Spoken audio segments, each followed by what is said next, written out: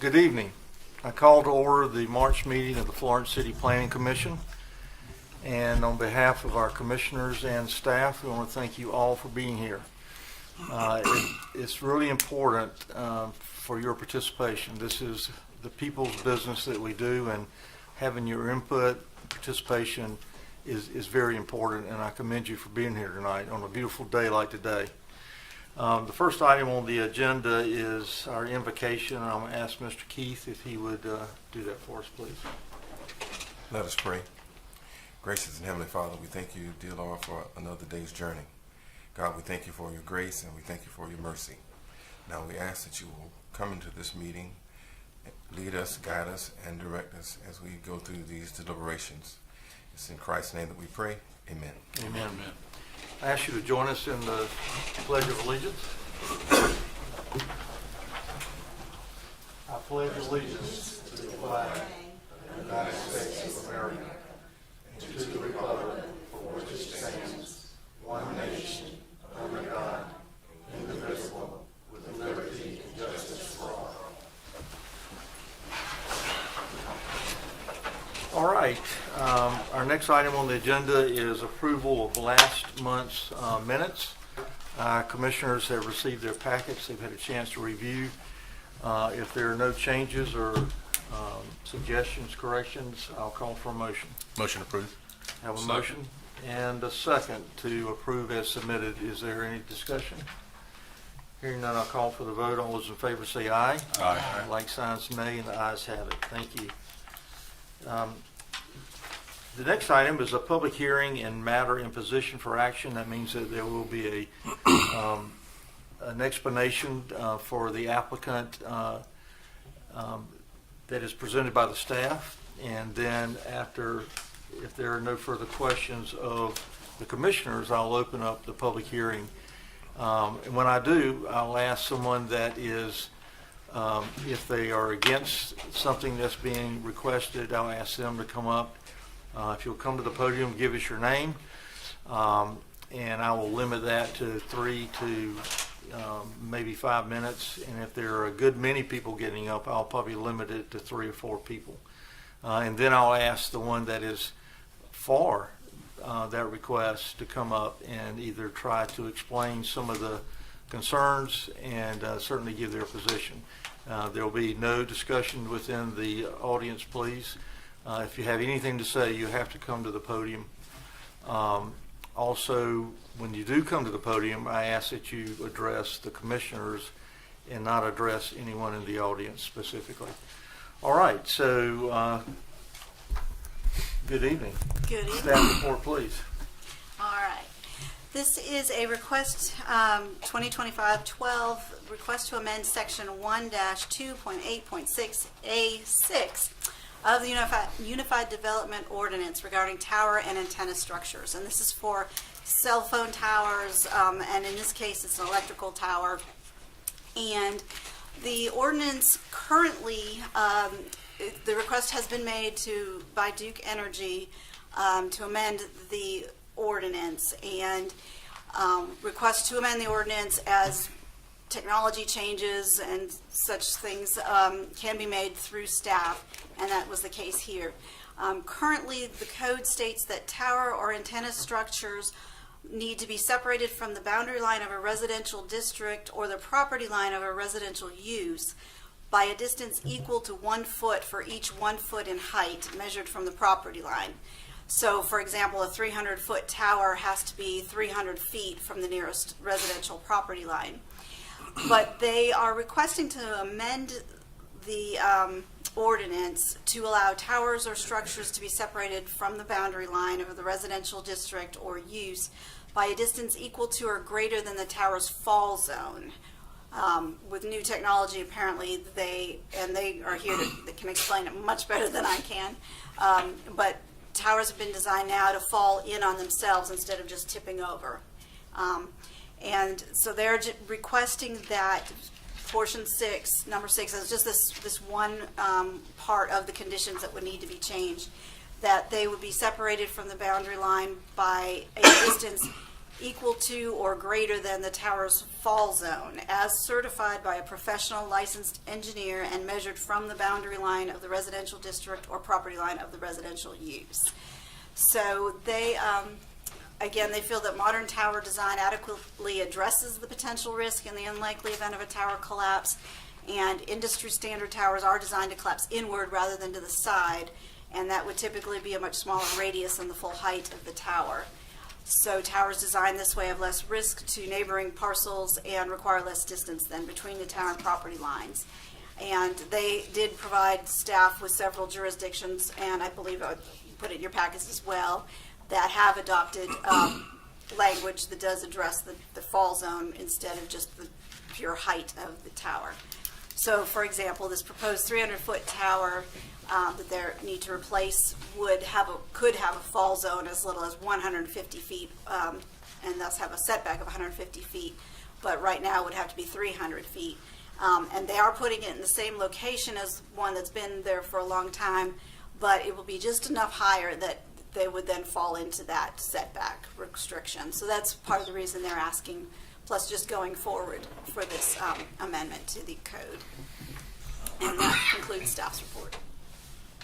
Well, that's, yeah, okay. I'll just sit back. Anyway, I'm glad Duke is here to give us more detail on that. We'll certainly give you a chance to come forward and explain it in more detail. Do the commissioners have any questions of staff before I open the public hearing? I do. Okay. So if they have a specific site that the antenna is going to be higher, why not just change this just for that specific site? Because I think since it is a change in materials and just new technology, that it just seems wise going forward instead of changing it every single time. What location is this? This is up on North Douglas Street. And I will mention that this, in our code, this is a special exception. And special exceptions have to go to Board of Zoning Appeals for approvals. And they have to demonstrate that they meet all requirements of that special exception, and then the Board of Zoning Appeals can approve the request. And in our code, it specifically says that special exceptions can't request a variance for relief from those conditions. So that's why, because our first instinct was, well, we'll just take it to the Board of Zoning Appeals and apply for some relief in this situation. However, under our new Unified Development Code, it prevents us from doing that. So when we started researching the issue and talking to Duke about it, you know, the newer technologies and the way towers are designed now, it made more sense to define it from a fall zone standpoint as opposed to the 1-to-1 ratio that is in our current code. So that's where all this derived from. And as such, even if this is approved, it would still have to go to the Board of Zoning Appeals because it is a special exception, and they would have to demonstrate that they meet all requirements of the special exception. Does that make sense? It That's does, why we couldn't yeah. do it just for this site. So how much higher are they asking? I think reducing. 10 They're feet. reducing they're reducing the height. And they're completely, there's an existing tower that's about 290 feet or so, and they're going to tear that tower down and erect a new tower. And our code says that if a property, you know, any non-conforming use, if it is completely removed or removed more than 50%, then it has to comply with current standards when it's put back. So that's another reason they couldn't essentially go back with exactly what's there, because they're completely removing, demolishing the existing structure. Thank you, Mr. Lawhorn. Any other questions of staff? Hearing none, I will open the public hearing portion of this. As instructed, I said that anybody that is against or has questions concerning this, I'll raise your hand and you're welcome to come forward. I see no one, so I will switch it over to those that are for. I hope that Duke will be getting up, and thank you very much. If you'll give us your name when you get to the podium, please. Yes, sir. Greeting, commissioners. I'm Sarah Sproul from the law firm of Hainsworth Sinclair Boyd. Duke Energy is asked me to be here to sort of MC any presentation with the questions the board may Well, have. thank you for being here.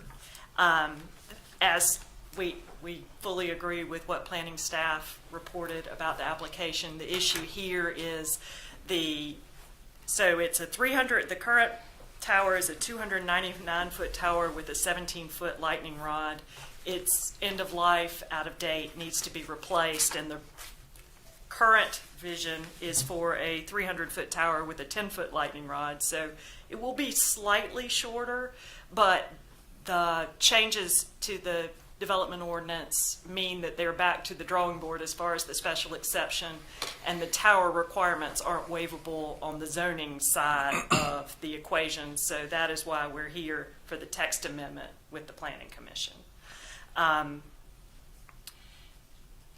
The formal plan will have to go through the Board of Zoning Appeals for approval for the exact requirements and whether a special exception will be given. So really, we're just here to talk about the text amendment tonight.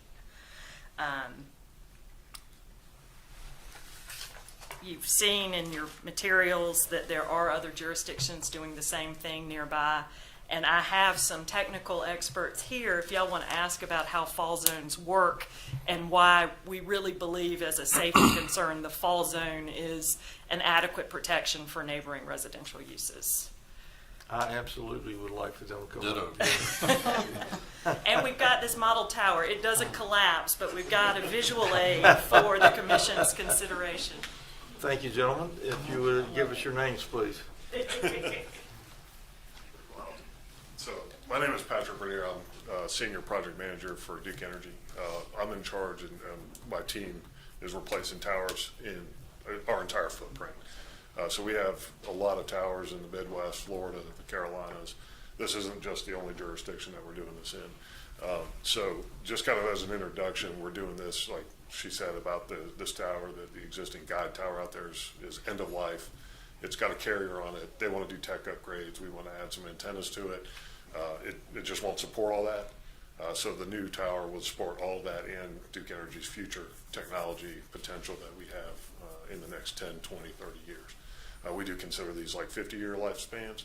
So the tower that's been out there, I think, was built in the 60s or something like that. So it's time to replace it. And that's a single pole, right? It is. A guide tower is a single structure Yeah. with 3 guide wires out to each side. Now, what do you do with are you going to need the same amount of guy wire? No, this is was required. So what are you going to do with all that extra land that the guy wire was stretching out to prevent? So we're going to replace the guide tower with the self-supporting tower. Right. So no guide wires will be needed. Right. The current plan is we'll remove all of the guide wires, the tower, the anchors, and demo everything 3 foot underground. So it'll either be back to substation, we'll free up that space for substation use, Okay, or transmission use, or some other Duke Energy use. excellent. All right, and this gentleman is going to tell us how it implodes from the inside. Yep, so I'm Caleb Jurgensen. I work for Burns McDonnell, consulting engineer on behalf of Duke Energy. I am a licensed engineer in the state of South Carolina.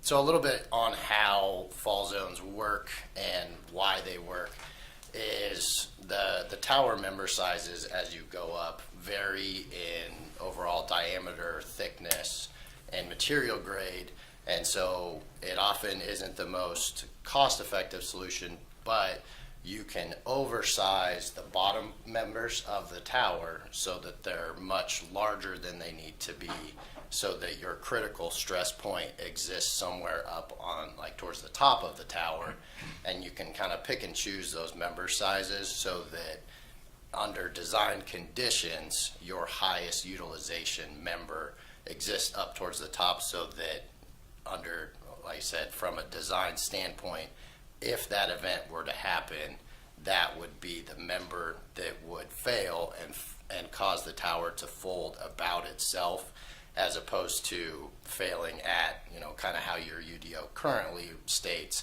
at the base of the tower, resulting in the whole tower falling over.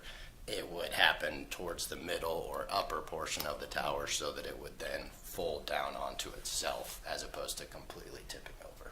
Have you got evidence and examples of that happening? Not with me, but I'm just saying, has it happened and proven itself to be accurate? I do not know off right now, but I mean, because ultimately the tower is designed not to fail, right? So now you get into what actual MRI event happened and how it went about happening. Those can change. So let me ask you this, is there potential danger to the next door neighbor if you encroach in a little closer because of this design and it doesn't work? And consequently it falls, now it's a 300-foot buffer for a 300-foot tower. And I assume that Duke is asking to reduce that buffer and still have a 300-foot tower. Is that correct? That would be correct, yes. Yeah. All these other municipalities, I did not read all of them. I was impressed with the list. Obviously, it was favorable language. My question is, did they all agree to reducing that protection area? We have seen that across many other UDOs, and it's very typical process, right? With general design flow, if you design something to perform a certain way and it doesn't, that comes back to the responsible engineer in charge. Ms. Brule, is that something that your firm addresses as far as liability in the event that that design doesn't work? I'm not against the design. I'm just trying to learn. I'm sorry. I'm all So for this. fortunately, to my knowledge, there are no examples of a fall design tower failing at the base, which is your concern. But there are, in the UDO, there are indemnity, I believe, indemnity requirements when you apply for the special exception. There are some other protections out there. Okay. Commissioners, any questions? Yes, I figured. I have a couple. Yeah. Go ahead. So around this site, I'm assuming residential areas increased since you put this tower up, correct? What's the closest adjacent residential housing or? The property line to one side of the tower is like around 175 feet. So where we want to put the tower is on the existing compound where the guy tower is. So the 300 foot would put us, we couldn't build it because of the 300 foot. The 300 foot from the property, those residential properties, is all the way next to a transmission line. So we don't want to have it that close to the substation and that far away from our communications compound. You'd rather just let it fall on a residential house, or? I'm Well, being facetious. I'm just kidding. So yes, the idea would be that essentially the tower was going to fold in half. If it failed again, it would lay down, 150 feet. So again, within Duke's property. Sure. Mr. Moses? I'm curious about this. You had a 17-foot lightning rod up there now, and you're gonna take 7 foot off that lightning rod. Yeah. So the new tower, which I mean isn't specifically what we're talking about tonight, but the new tower is an entirely different setup, and that 10-foot lightning rod is all that's needed for the new tower. So. Excuse me, Mr. Moses, you bring up a good point. Our job tonight, commissioners, is not to get into the technology, decide if they should put that there. Well, I just want to know. I know, I was just wanna curious know too. Why you taking away 7 foot off of a lightning rod, Yeah. which is supposed to be securing, that lightning rod is supposed to be securing the residents and all around of the powers there. Am I right or wrong? Did the lightning hit it? So that's not directly correct. The lightning rod, the intention of the lightning rod on the top of the tower is to protect the equipment that's on the tower from overvoltage.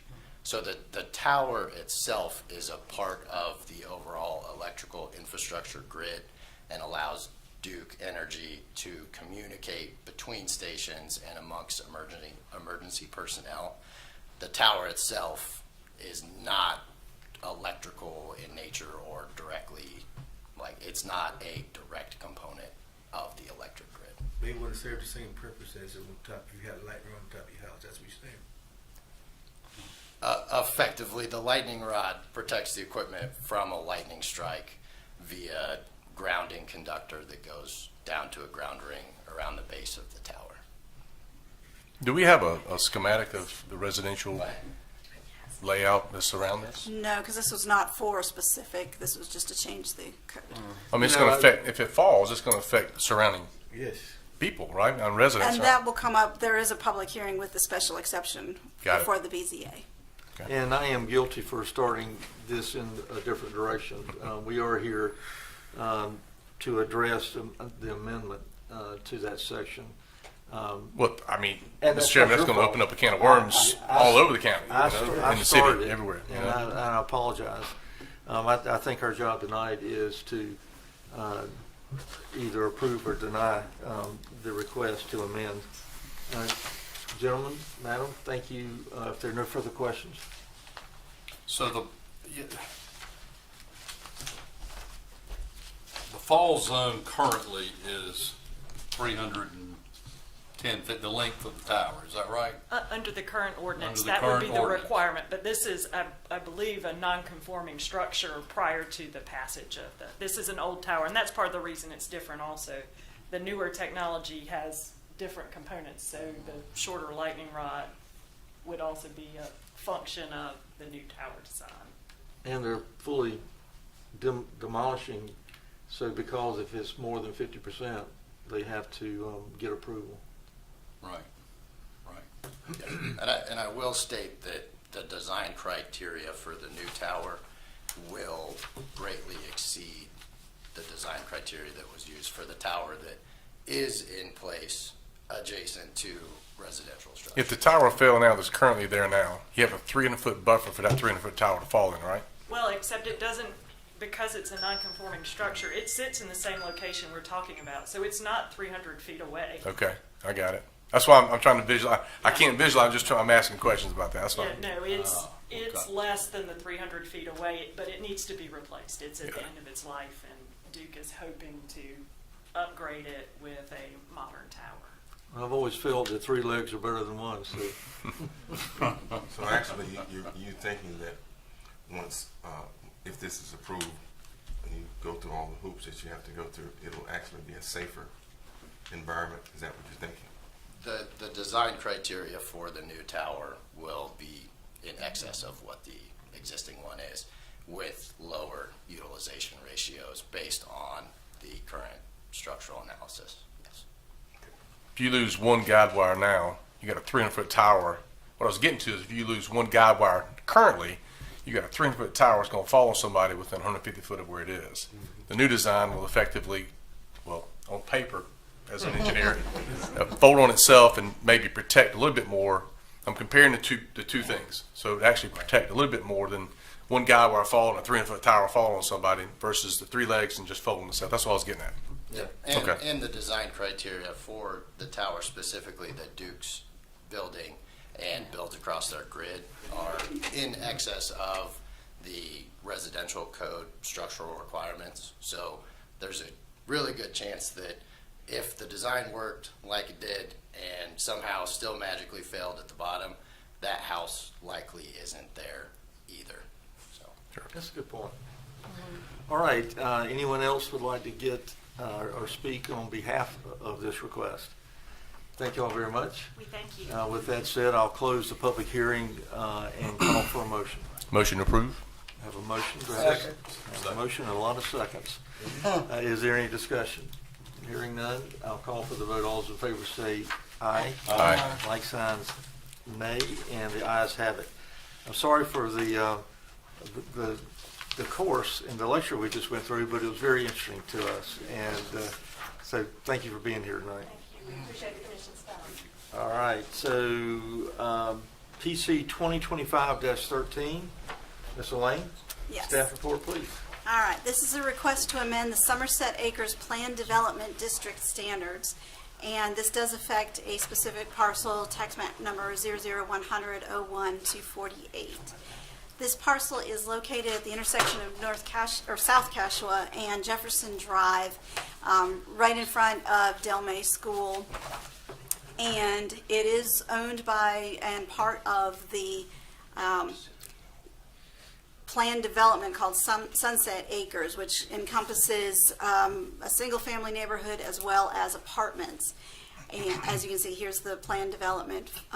Covers both sides of Jefferson Drive. The owners would like to, well, right now it is zoned where that portion is zoned commercial. And this is the original planned development, which is where, and you'll see different spellings of Somerset Acres as well. I just took it off of this original planned development plan. And there's about 3.5 acres in the upper right corner there that was zoned B3, general business, which did allow apartments but at a lesser density. And so the applicants are wishing to take about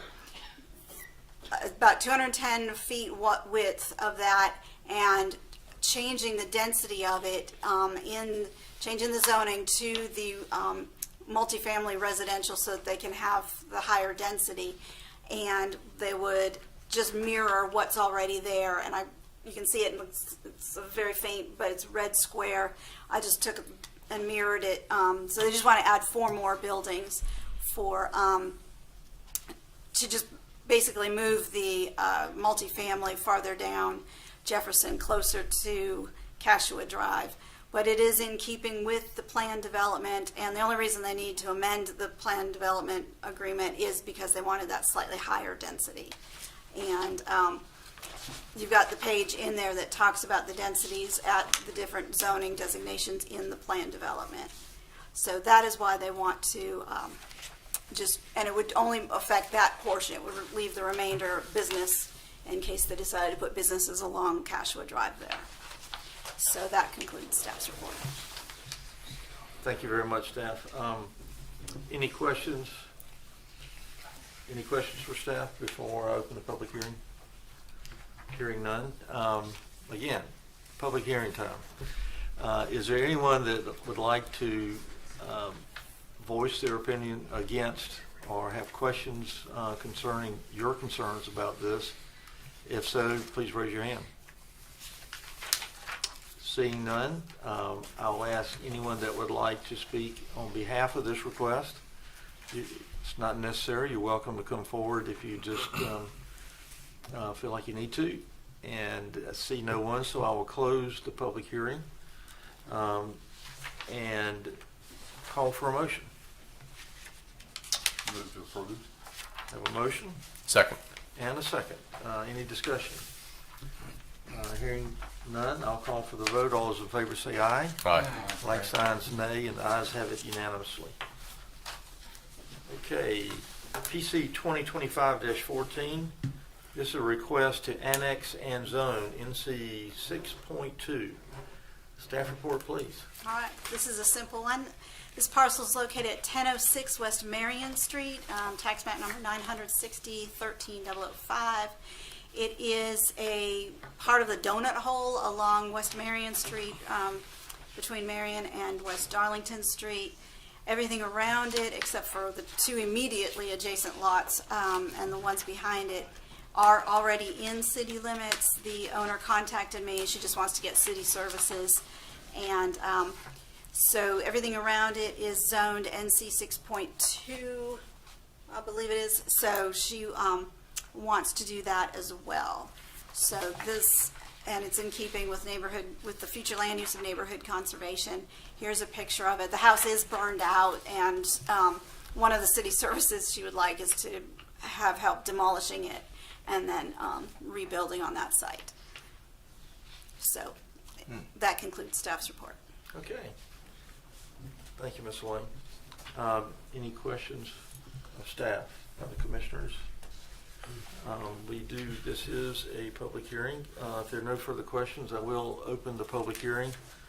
If there's anyone that would like to speak against this request or have questions, you know the routine. You're welcome to come forward.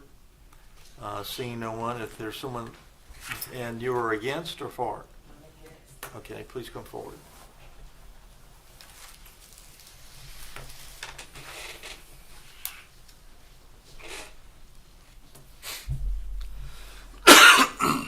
Your name, please.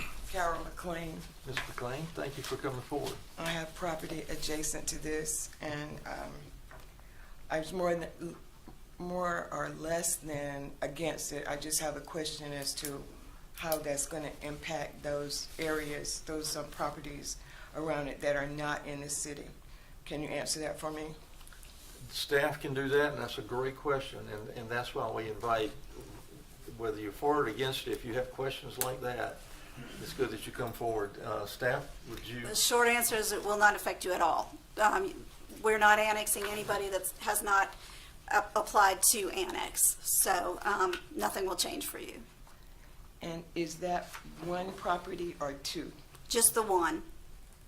Can you give me the dimensions for that? I believe it is about, I want to say it was like 45 feet wide and 100 some deep. It is just this parcel right here that's outlined in red. Okay, well, given that information, I have nothing else to say. Thank you for coming forward. All right, anyone else would like to speak against? Is there anyone that would like to speak in favor? Seeing and hearing none, I'll close the public hearing and call for a motion. Move approve. Have a motion, do I have a second? Second. Motion and a second. Is there any discussion? Hearing none, I'll call for the vote. All those in favor say aye. Aye. Like signs nay. The ayes have it unanimously. Any of you that might have an agenda or a schedule, this PC 25-15, I'm going to throw staff off a little bit. I'm actually going to move it back one and deal with a sketch plan approval kind of quickly because I think most of y'all are here for the request to annex in zone NC 6.3 at Toscana Drive. Am I correct in that? So with that particular one, I have to recuse myself. My company has a client relationship with the property owner. So our vice chair, Mr. Charles Howard, is going to step in as chair. But I would like to go ahead and take care of the sketch plan. They don't take very long. And then I have to go down and sit in the audience. So rather than going back and forth, please bear with me, and I apologize for the inconvenience. Staff, can I jump to sketch plan? Certainly. Okay. This will be PC 2025-16. This is a request for sketch plan approval. Now, this is a very simple sketch plan. There's two lots right now along East Pine Street and South Gaylord Street, and you can see them here. They're two vacant lots, and they're fairly large for the neighborhood. And the request is to, and they're zoned NC 6.1, and or 6.2. The request is to subdivide them further, and anytime we have a subdivision of more than 4 parcels, it requires sketch plan review from you, even though this would just be probably restoring them to original lot sizes. But this is the sketch plan. They're going to take those 2 lots and re-subdivide them into 7 parcels for single-family homes. They all meet the standard design standards, lot sizes, and widths for the zoning designation, and they are in total compliance with the Unified Development Ordinance. So that concludes staff's report. All right. Commissioners, questions? Yeah, the city is the owner of these. That's correct. Yeah. All right. Hearing none and no public hearing, I'll call for a motion. Motion approved. Do I have a second? Second. Motion and second to approve. Any discussion? Call for the vote. All those in favor say aye. Aye. Like signs nay. The ayes have it. And I am turning the gavel over to my vice chair.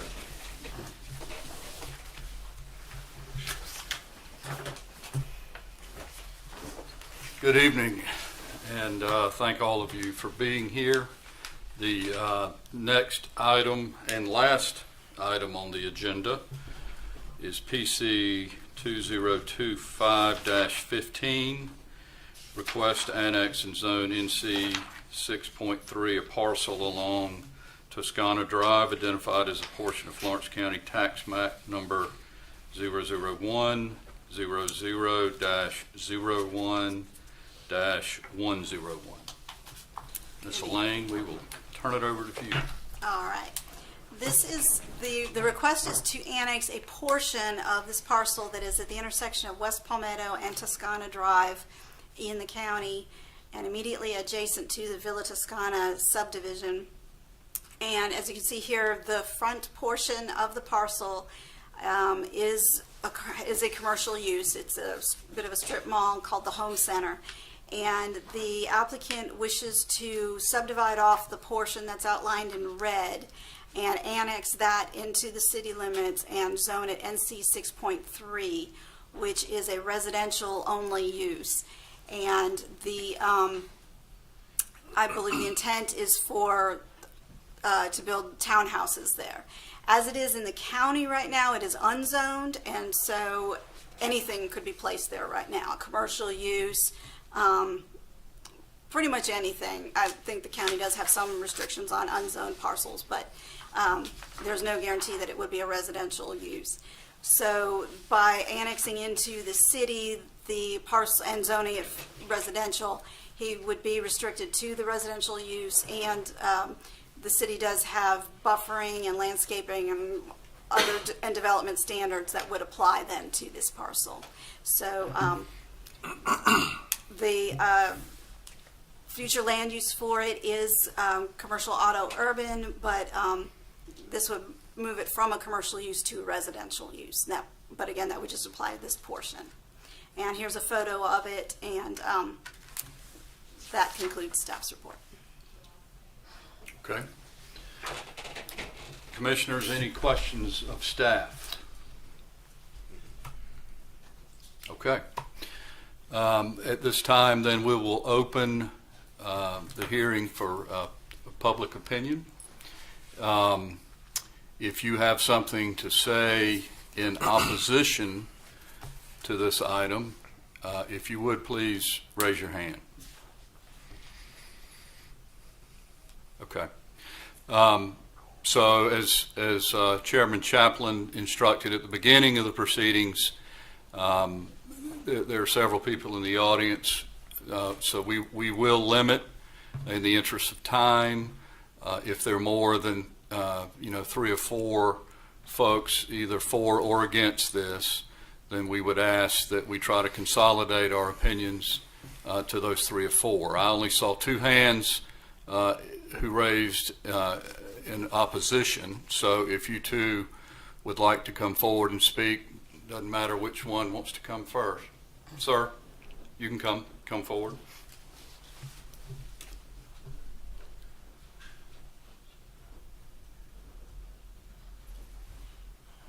And just as a reminder, please state your name, sir. Good evening, Commissioners. My name is Ken Winslow. I'm president of the Villa Toscana Homeowners Association. I want to tell you a little bit about our community first. This property does butt right up next to our property. We have a 213-foot long fence on their north side, and on the other side of this we have a sedimentation pond. We have a house on the northeast corner of this that's very close to this property, and we have a string of houses coming in off of Ebenezer Road. Our community right now is served by 2 roads. We got approximately 900-foot road coming in from Toscana Drive, and approximately 400 feet of road coming into our community from Ebenezer Road. Now, last Thursday,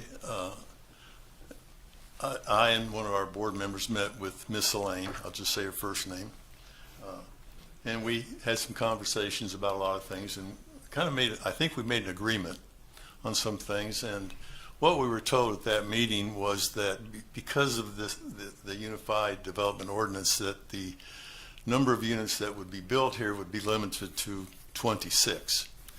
I think at the time we were there, they had a drawing that showed maybe 42 units on it.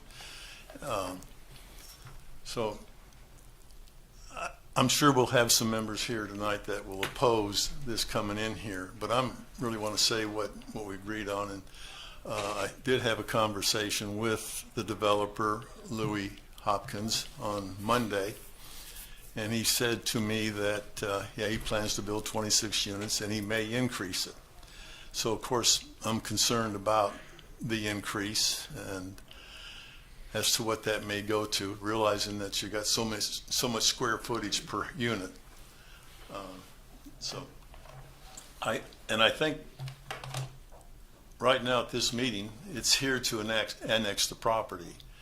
And I think at some later date, plans will probably be provided showing what he plans to build there. They're not ready right now, although he had this first initial drawing.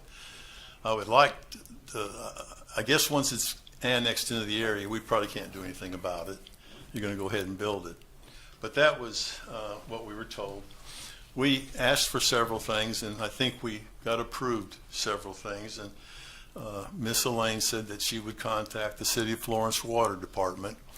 I have a concern, our members do too, about the water supply into our community.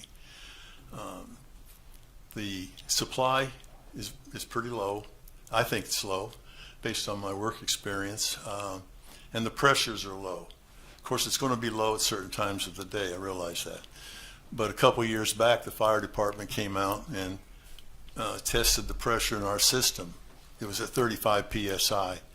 I think you can go around Florence and you can find 50 or 60 pounds pressure throughout the area. So I'm hoping that Miss Elaine will get the city to come out and check our valves, make sure they're all operational and functional. We also discussed an easement area on the north side where our fence is, an easement area or a buffer area. The ordinance states that when you build a 2-story or even a 3-story building, if the buildings are higher than the homes, the existing homes in the community, that a buffer area would be required. I'm pretty sure we've got some homes right there at the site. One butts up to this property that's would be below that level. And of course, we've got them coming in off Old Ebenezer Road. So we certainly, in my opinion, need a buffer area in there to block out their view of our community. One last thing I'd like to say. In my conversation yesterday with Mr. Hopkins, I expressed our concern for maintaining the right-of-way on our 2 roads. Again, Villa Toscana Drive is roughly 900 feet long. For 20 years, our association has been maintaining the right-of-way. We mow it every 2 weeks once the season's here. The rest of the year, we do cleanup operations in the area every 2 weeks. We put a lot of money into these entrances. We fertilize it. We treat it for bugs and weeds. We irrigate it. We spend a lot of money.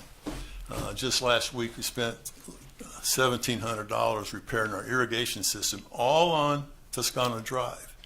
So in our conversation, I asked Mr. Hopkins if he would commit to sharing in the cost of maintaining these right-of-ways. His comment was that he would, and I'm not saying I'm not against it, his comment was that he would maintain the east side of Toscana Drive, all the way from the beginning to our stop sign. And that's kind of where we are there. And I don't know if you can incorporate any of what I'm saying into what the next step is. I just hope that you can. With that being said, I'm sure some of our members will want to speak out against what's going ahead. Thank you. Thank you, Commissioners. Any questions from the commissioners? I have a question, Elaine. You referenced your meeting. Can you speak to some of these issues that he brought up? Is that Well, like I explained to him, the code does definitely address townhouse development, and it has development standards for that, including the number of units that would be allowed. With this being a 1.4 acre parcel, the code calls for the maximum is 1 unit per 2,400 square feet, which works out to 26 units. So you would not be able to get more than 26 units on this. Probably but fewer once you get parking and all that in there. All parking would have to be on site. None of it could be out on the street. And the buffer code requires that when you build a residential use that's higher intensity next to an existing single family, that the buffer intensity be bumped up a little bit as well. So the north property line there could have a buffer probably of about 10 feet with landscaping. So those would be the bare minimums of what the code requires. Okay. So the issues, and the water, I assume you That's guys a- will check that. that's a It's not public works really thing. in our purview, but Yeah, you agreed to check that, I think. yeah. Okay. So it sounds like really all the issues you've sort of, the boxes are checked as far Good. as you're concerned. Good. Am I understanding that correctly? Yes, sir. That's Okay, correct. Perfect.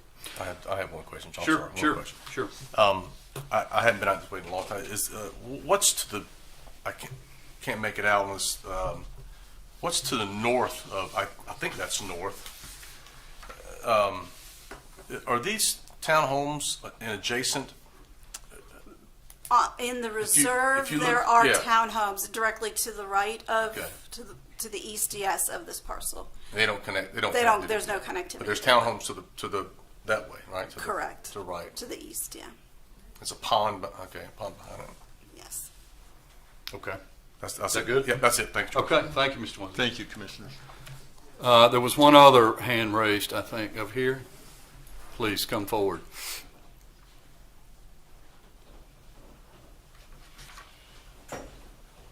State your name for the commissioners. My name's Bob Litchman. I live at 1090 Via Salvatore. That's the second house in from the pond. I was here 5 years ago. It's a different issue at the other end of the neighborhood. And we were decided against on that occasion. But what I learned from it was that the original intent of the overall plat map has to be maintained, from the intention of the people that develop the neighborhood and the people that live there, the expectations. And the meeting's on record, but it was March 10th, 2020, if anyone wants to look it up. It was article number PC 202007. And I know Elaine's familiar with it. And at that time, when I was dealing with that issue, I confirmed that the final plat map is also available in the planning department. That plat was issued on June 18th, 2008. It was drawn by Nesbitt Surveying, plat book 93, page 468, if you'd like to look that up. Basically, it shows the issue that Ken was describing, Mr. Wenzel, about our responsibility to take care of the entrances. And like I said, if the last time I was here, it was made clear that this committee can't really change that without changing the original intent, which would be our HOA covenants. I'd like to know how access is going to be granted to this plot of land once construction would start. As I understand it, if we have to stay with, we do have to stay with that original plat map.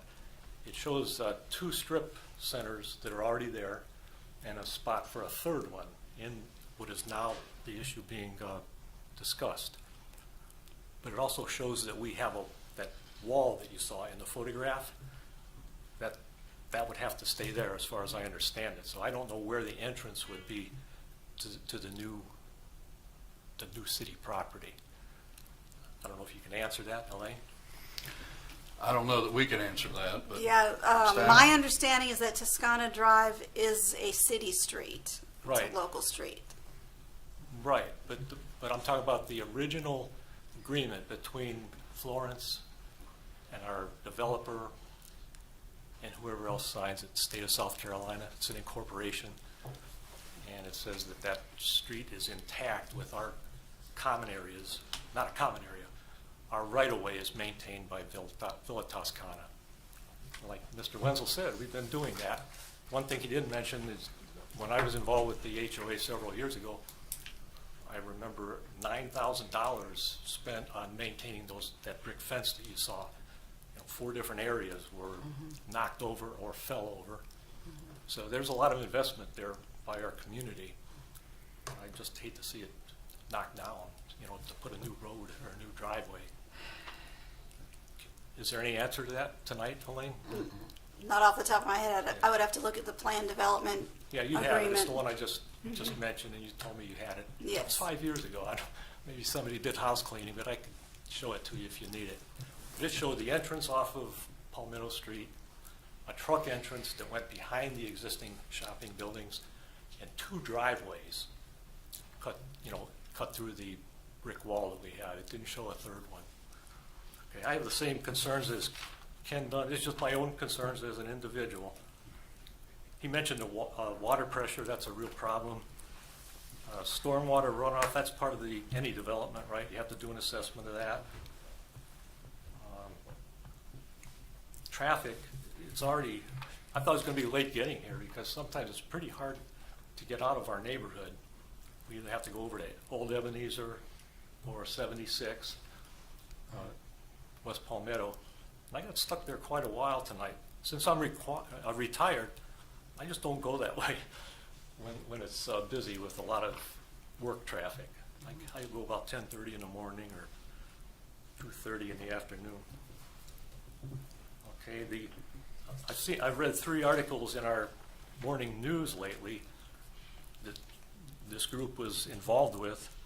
I think his name's Clint Moore, the assistant manager for the city. He was praising the work that's being done downtown at FDTC, underground utilities, and he emphasized that he likes cooperative efforts between the city and private individuals, such as our association. And then there was another article, I forget, I didn't write it down, but it emphasized maintaining the character of the existing neighborhood. And our neighborhood, at least phase 1, where I live, that's adjacent to that common area which is right next to this plot in question. Phase 1 was described as patio homes, and some of them have a room finished above the garage. So it's a 1-story house basically with a room above the garage. We had some 2-story houses, but they're farther down at the other end of that was phase 2 development. But phase 1 is adjacent.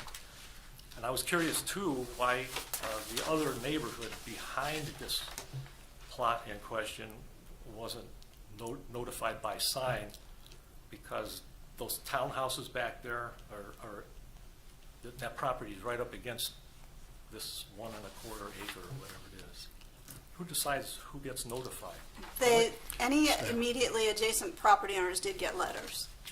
They got letters. Okay, I didn't get a letter. I just saw a sign out in the neighborhood.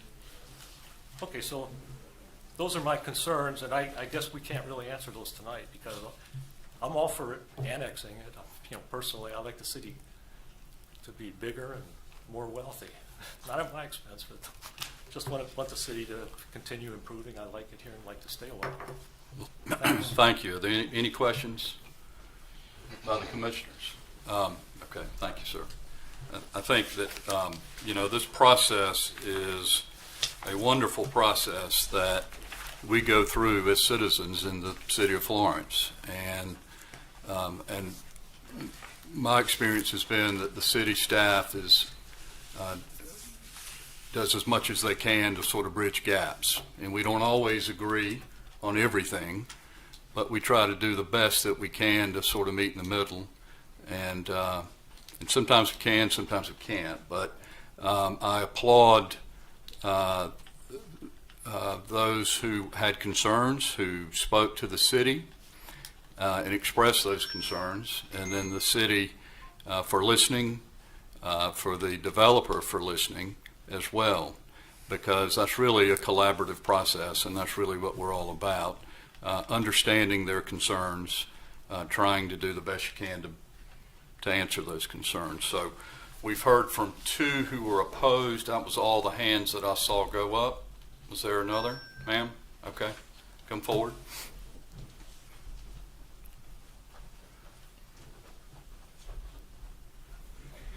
Please state your name. My name's Gloria Lucier, and I also live in Villa Toscana. And I just wanted to make a couple of things clear about this neighborhood, because you asked a question about whether these were townhouses next door and so forth. And the neighborhood that is next to us that you ask about is the Reserve. There are some beautiful owner-occupied townhomes there that are probably $300,000 plus townhomes in that neighborhood. There are 8 of them. Everything else over there is single-family homes, and they range in price probably from like $300,000 to $700,000. Our neighborhood is single-family homes now, mostly $300,000 plus. They're all single-family homes, and we've invested, many of us, our life savings in this single-family home neighborhood. And they're owner-occupied homes for the most part. Very few. In fact, our neighborhood now, our covenants now call for any home sold in there must be owner-occupied. So these quote, townhomes that they're talking about building here are not to be owner-occupied, or that's my understanding. They're talking about building 20-something rental units, which is completely different and incompatible with any of the neighborhoods around it. So imagine your own neighborhood that you live in, and you've spent your life savings on a nice home in a nice single-family neighborhood, and suddenly the whole neighborhood and everything around it is, for the most part, owner-occupied. So now they want to build these 20-something rental apartments right up next to our neighborhood. It's going to completely change the complexion of the neighborhood. And so if they're going to build 20-some units, there'll be practically no room for any kind of buffer and still have those townhomes there. And that road that comes into our neighborhood that they were talking about, we have, it's just our neighborhood that it services in that little bitty shopping area right now. That whole brick fence all the way down that, and that landscaping on either side of it that we maintain. We individually as homeowners spend a lot of money to maintain that, because we want our neighborhood to be very nice, because we've invested a lot in it. These apartments that are going to be right there, 20-something of them, will completely change our neighborhood. So just so you know, you think about your own homes and where you live and what you would want built right next to your neighborhood.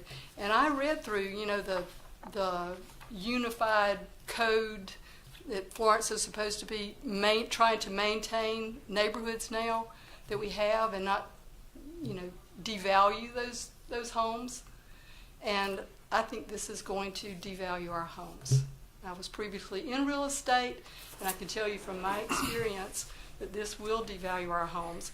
And I know that had these apartment buildings, which they're calling townhomes, which is, in my opinion, a bit of a misnomer, if they had been there, I would not have bought in the neighborhood. It would change the neighborhood. So I hope that the developer or the builder, would reconsider what they're going to put there, and if they're going to buy it, to make it something more consistent with the homes that are surrounding it now. Because there's absolutely nothing else. If you look at the Reserve, I don't know how many of you have ever been into the Reserve. It's a beautiful neighborhood. Our neighborhood is very, very nice. And the city was very particular about us butting up to Rutledge Manor behind us. In fact, they made us have a common area and a buffer zone, and our homes are, very nice homes. They're just a little bit smaller lots than theirs. So apparently the developer had to jump through hoops to even be able to put our homes, and now we're talking about stepping way down in terms of how nice a development would be that butts up to us. So I would like that for us to have the same consideration that apparently was given to our neighbors behind us when our neighborhood was built. And I know that there are people who have influence you know, this builder has a lot of influence, but I hope that this committee and that those of you who are here to help protect our neighborhood will do that. And I appreciate your comments. Thank you very I much. have Are a there any question, Charles. questions? I have a question. Ma'am, there's a question, if you don't mind. I meant to ask it, but the others I just forgot. I'm sorry, and maybe you said it. But what is your understanding that can go there right now, as it sits? What's your understanding that can be put there right now? Well, I heard what you just said about that anything could go there, and I understand that. But there would be very few things that could go there that I would object to more than what's going there, but whole massive rental units, because it's going to be so dense there. There are so many cars, so many, you know, it's very different. Even if another commercial building went there, that, you know, I would say that would be better for us. You know, there's that little strip mall there. If the strip mall extended down, you know, that would be better for us. So, you know, I suppose if the people that own it, it sounds like they could build whatever they want to. But so far they haven't in 20 years. And, you know, I mean, but if it's going to be annexed into the city, then it's right next to us. And the city would then be responsible for protecting us. Okay, thank you. Yeah, and I tend to agree. I think the dilemma here is that they could build what they want, and there are no rules, and there's no regulation, there's nobody watching over it. The city, if it were to be annexed into the city would be supervising that entire process. So, but I hear you. It is a dilemma. In the interest of time, though, let's move forward to those in favor of this. Is there anyone here that wishes to speak in favor?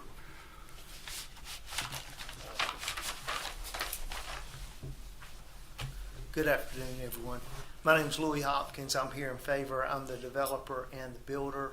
And basically, I think y'all have covered everything. I'm just here for questions. Our plan was originally to build 28 units. It wasn't 42.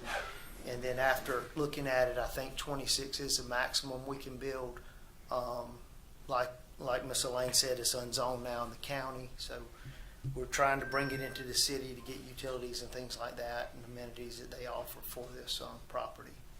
But we would have to do the buffers and all that stuff and all the criteria that the city requires, which is more definitely than the county requires, no doubt. Right. Any questions for me? Any questions? Mr. Hopkins? Do you own it now? I don't own Okay. it now. Okay.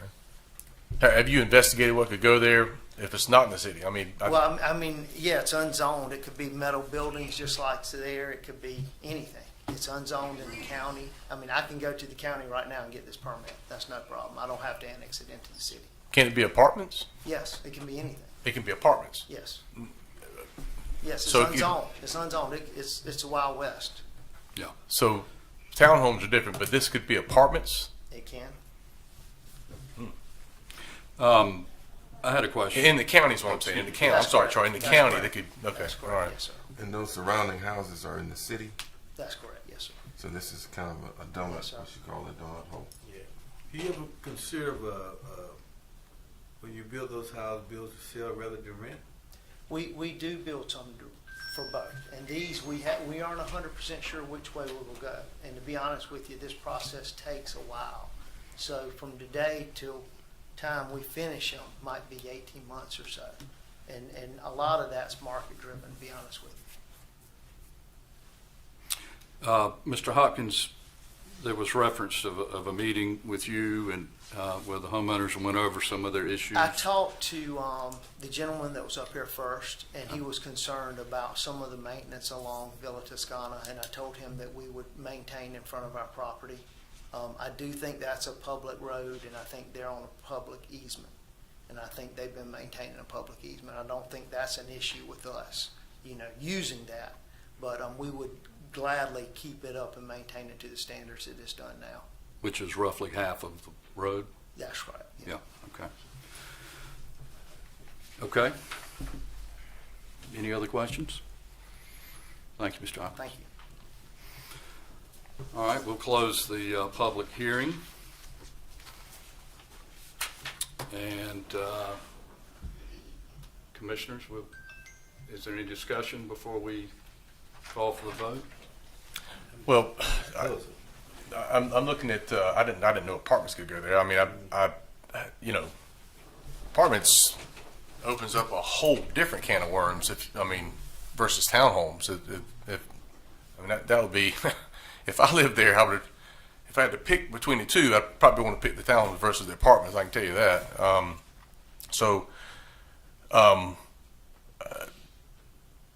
You know, this is a sense where you pick the lesser evil, I guess. I don't know how else to say it. It's a lesser evil of what can be there.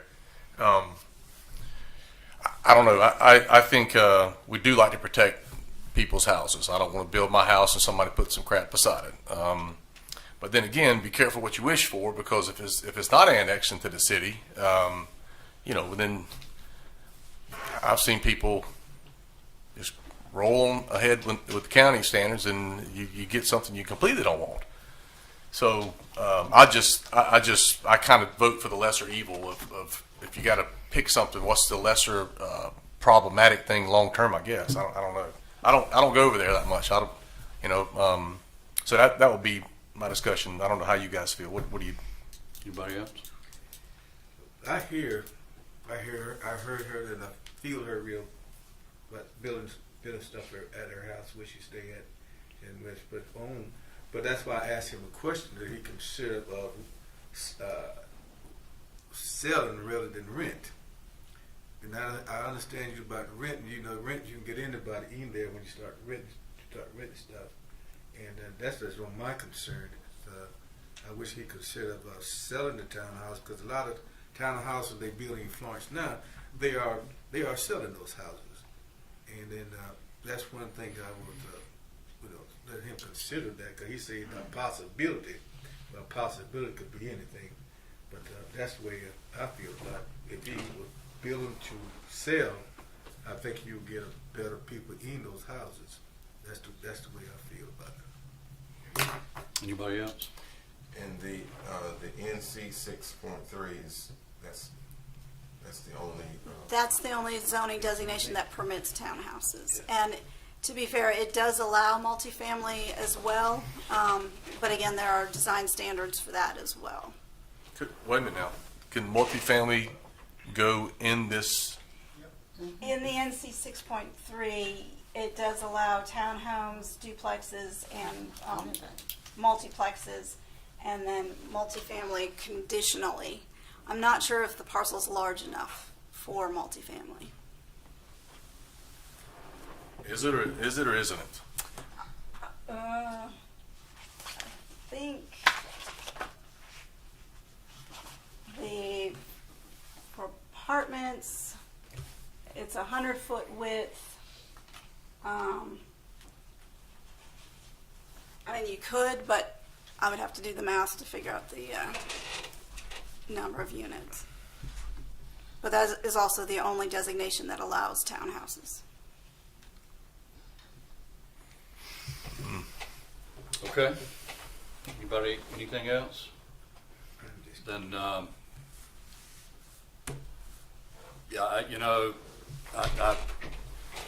this is a tough one, and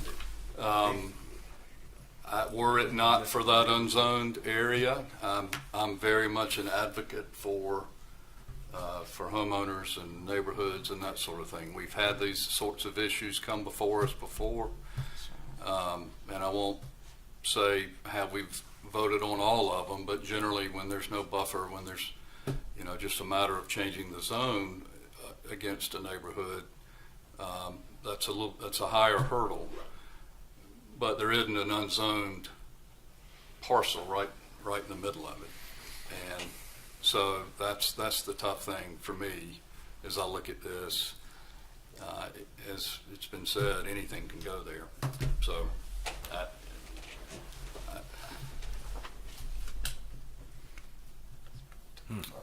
all right. Call for the vote. Anybody got a motion?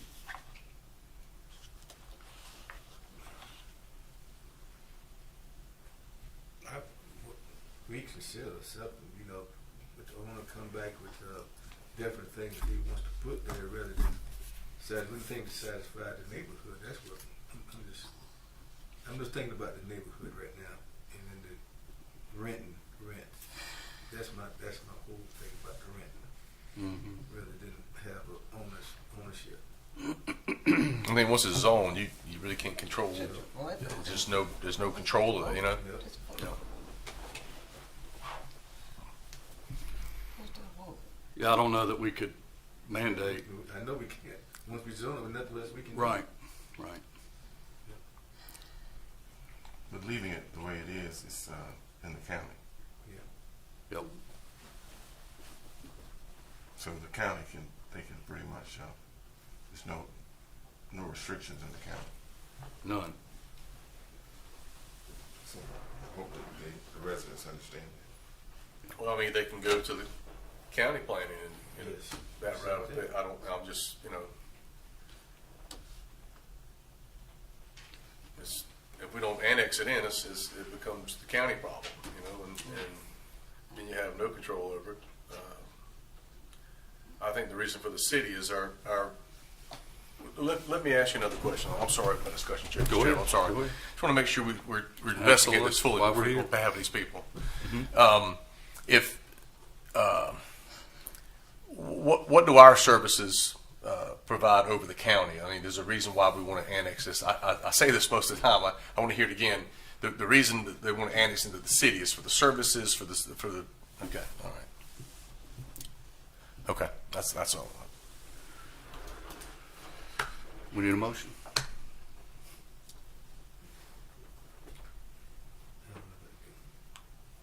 thinking about the neighborhood.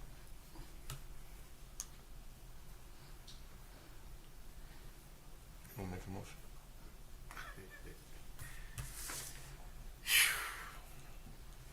It's a hard pill to swallow. It And I'm is. thinking about the neighborhood, and I'm thinking about, I always believe in ownership. And to see, if you own something, you know what you're gonna get there. But if you get a renter there, he's not gonna get it. And no way for us to govern it once he give him to annex it, because he gonna build those townhouses there, and then he's gonna rent them out. That's what he said. Because he didn't say no yet, he said possibility. And he could do that right Yes. now. Yes. Mm-hmm. So. Yeah.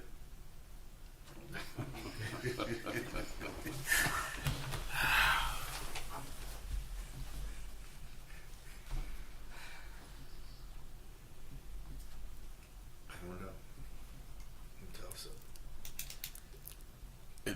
Let me ask you another question. I'm just wondering, is any way that the community and this developer could possibly come to some sort of agreement of what he wants to do and what you're willing to see? I mean, I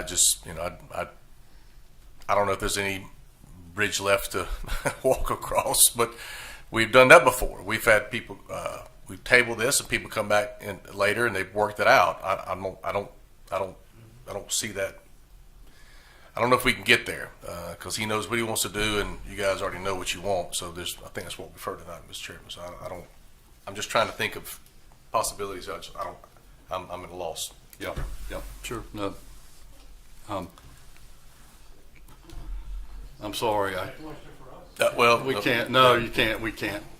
We've had the open portion of this. I apologize, but this dilemma is up to us, and we've got to come to some We can do sort this. of action. We can do a deferral and then have to talk to the community and come back. Certainly, We can do that. absolutely. I mean, we need to do something. Yeah, let's do it. What if there's no motion, Jerry? I mean, what happens if nobody makes a motion? Yeah, I mean, the matter will still go before city council because it's ultimately up to city council for annexation and zoning. Planning commission is tasked primarily with recommending a zoning for the property should it annex. So my report to city council would be that it failed to receive a motion at the Planning Commission meeting, and it would ultimately be up to City Council. And so, as you say that, I should remind the audience, we are but a mere recommending body here. We have no authority whatsoever. We recommend to the City Council. That's who ultimately makes this decision. So That's why I'm saying if there's a bridge, I'd certainly try to walk across it, because when it leaves this, we just recommend it. I mean, when it hits City Council, there's fewer of them, and you know, you got your representatives and stuff, and they're the elected officials. So in your district, you know, there will be one. There's many more than that. So they tend to take our recommendations seriously. I mean, obviously they're the ones that make the decision, but we're here hearing everybody, and you'll get a chance again to go towards City Council. But you know, I just don't know. You never know what's going to occur in that setting. That's why I'm asking about some sort of bridge, something to take to them. I don't think we can get that. Well, I've heard two questions about a motion. But I need a motion, one way or the other. But do you think the developer and the community can get together and they refer to next meeting? I think that's certainly an option. Well, if we defer it 1 month, Yeah. at least it just gives them time to talk, I Sure. guess. You know, and if you come in next month and it says, well, look, you know, we couldn't get anywhere. Yeah. Well, then we either don't vote on it, like we were saying tonight, or we make a motion, vote on it, or I rather defer it and let the community and the developer get together. Okay, that's in the That's form a of motion. Yes, it is. Is there a second? I'll second that. There's a second. Okay. Any discussion? All right, we'll call for the vote. All those in favor say aye. Aye. Any opposed? Okay, then we will defer this, give the parties an opportunity to talk again, see if there's some common ground that you can reach, so that we can all find an acceptable solution to this dilemma. Okay. motion adjourn. Make a motion, we adjourn. Motion to Second. adjourn. Is there a second for that? Second. We are adjourned. Thank you for being here.